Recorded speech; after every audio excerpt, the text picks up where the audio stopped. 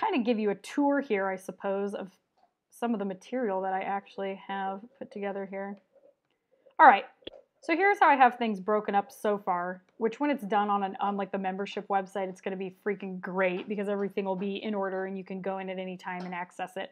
But I have things split up into like adjuster negotiations, which I can give you a little tree here. But so adjuster negotiations, I've got all sorts of lessons on stuff like as far as getting claims approved without even having an adjuster meeting, not letting O&P cost you money. This is a blog post, so you probably read it.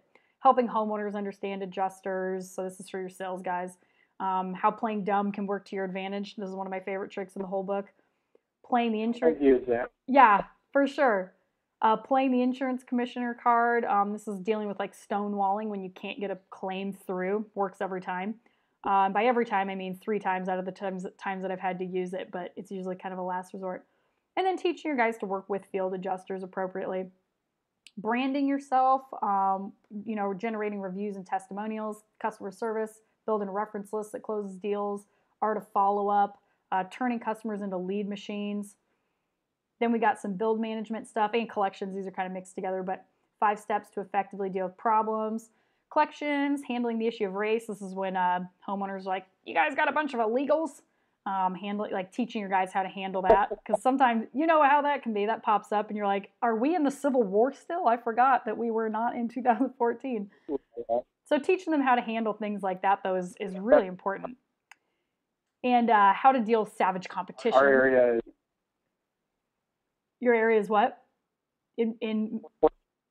Our area is very much like that. Yeah. Pretty rural over here. So yeah, that'll be a good one for sure. Absolutely, because I remember the first time I was asked, I was not prepared. And I was like, it was terrible. It was awkward. So a lot of the material has a lot of things to, just prepare your salesmen for those types of things so that they're confident and unwavered and unrattled when those types of questions pop up, so that they still sound confident, can handle the objection, and it's not a big deal anymore. So that's one thing. Mortgage company checks, expediting that process, protecting yourself from undeserved blame. This is usually a construction thing. Setting realistic expectations for your homeowners to ensure a smooth process. And then an email to send prior to construction. I think you probably have that, though. I included that as a freebie one time. You did, yeah. Yep. Yeah, people love that. I've been really surprised by the feedback by that. It was just like I always did it on my own. Like, that's just what I did. But I've gotten so many people, they're like, this is so awesome. Like, I don't know why I didn't make this before. Like, great. I'm glad you're enjoying it. Okay.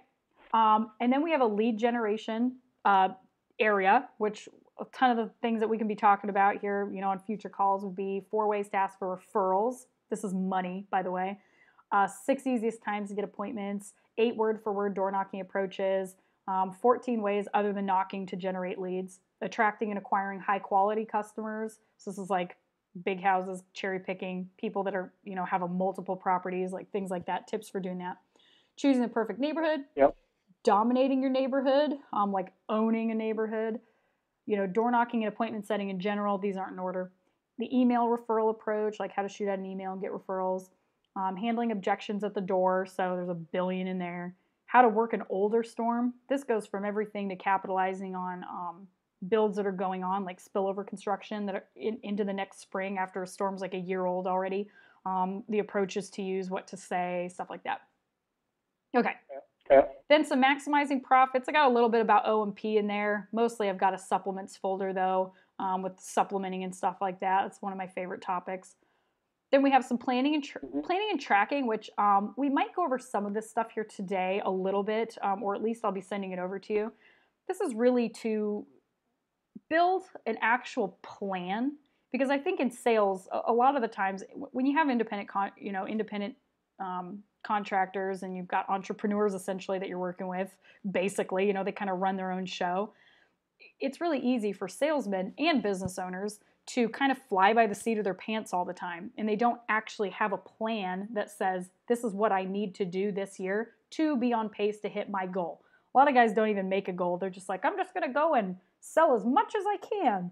Well, that's like that's like getting on the treadmill and saying, I'm just going to run for as long as I can. Well, then 11 minutes later, you're like, you know, when you could have said, I'm going to run for 30 minutes, and then you'll run for 30 minutes, and you'll probably give yourself a bonus 5 minutes because you set a target and you hit it, and then you want to make yourself feel good and surpass it.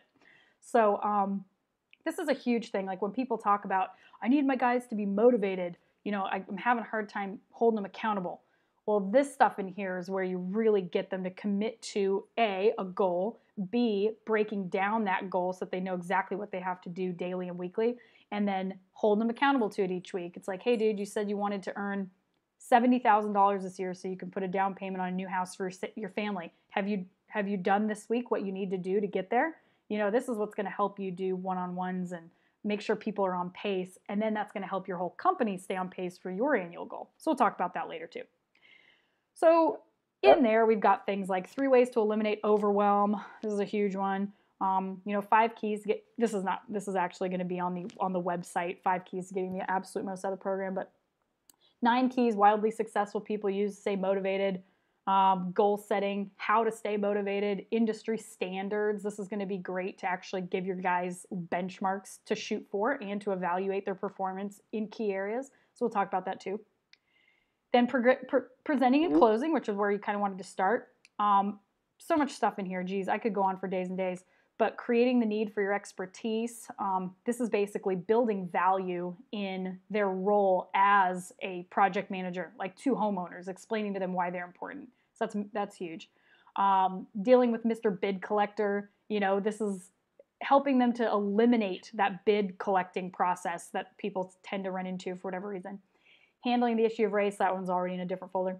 How to explain your position as a storm chaser. So if you guys travel, let's say 5 hours away, and people are like, you guys are one of those fly-by-nights, this is exactly what to say to squash those fears and still save deals. How to use videos to sign deals. Objections in the sales process, how to handle those. That's another thing you talked about. Like I said, we got a billion of those to talk about. Power of acknowledgement. That's kind of an overall sales strategy, which it'll make more sense when we go over it. The actual presentation script, that's word for word what I say on all of my appointments. And my kitchen table close, people think I'm lying when I say this. I'm not. I close 9 out of 10 every single time. And usually, honest to God, 10 out of 10. Like last year, I'm trying to remember, I think I only didn't sign out of my entire year. I think I only missed I'm trying to think. I can actually remember what the people look like. Maybe 4, like seriously 3 or 4 deals that I sat in front of someone and didn't get signed. And I was like, what happened? What? Like when that happens here's the thing, with this presentation script, you know that is if your guys aren't signing like at least 7 out of 10 kitchen table closes, they're not following the presentation. So that's going to give you a ton of control, because when you see their results, if they're performing poorly, you know for a fact that's because they're missing something, or they haven't perfected their presentation. This thing is the bomb. It handles so many objections before they pop up. It educates customer. It eliminates bids. It's baller. We'll go over it. Okay. And then presenting marginal damage. This is for when you have this is teaching your guys how to present that that kind of damage where you're like, this could very well get denied, without making your homeowner not want to file a claim, or then, feel like, oh, it's going to get approved, and then having their heart broken if it doesn't get approved or whatever. So that's a big one too. And then the 4 biggest mistakes salesmen make on appointments. I've got a little thing on that. And then supplements, building legitimate supplements. I really wrote this lesson for people who think that supplements are like stealing from the insurance company. I don't know why some people think that, but it's like, whatever. So there's a kind of a lesson in helping people understand supplementing, like why we do it and why it's legitimate. And then I'm building some PowerPoints to go through some things like the email supplement approach that I use. That's how I supplement usually. And then sending supplements, like where to send it, what to say, how to find the person you need to send it to, etc.